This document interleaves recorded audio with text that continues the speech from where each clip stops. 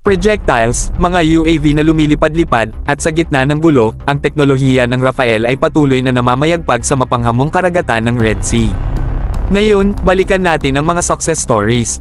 Sa loob lang ng isang linggo, 2 matagumpay na interception ng Iron Dome's Naval Application Sea Dome. Parang mga bullseye sa gitna ng bagyo, mga bro. Ito ay patunay sa kahusayan, tiwala, at lakas ng bawat bite ng mga solasyong depensa ng Rafael.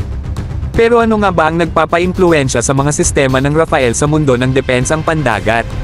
Ito ay isang lethal cocktail ng advanced engineering, innovation, at isang malalim na pakiramdam ng tungkulin. Ito ay hindi lamang mga gadget, ito ay bunga ng mga isipan na pumipigil sa mga limitasyon ng kung ano ang posibleng gawin, na sinasabayan ng dedikasyon sa pagiging ligtas at ligtas ng ating mga karagatan. Ngayon, dito nagiging talagang exciting ang lahat. Paano kung ang Philippine Navy ay makakuha ng mga high-tech na ito?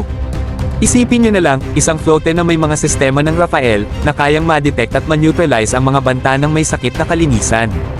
Hindi lang ito tungkol sa depensa, ito ay tungkol sa pagpapakita ng lakas, pagliligtas ng soberanya, at pagiging tiwasay sa rehiyon.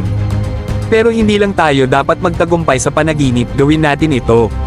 Sa patunay na record ng Rafael at sa dedikasyon ng Philippine Navy sa kahusayan, ang partnership na ito ay maaaring magbago ng depensang pandagat sa rehiyon ng Asia Pacific.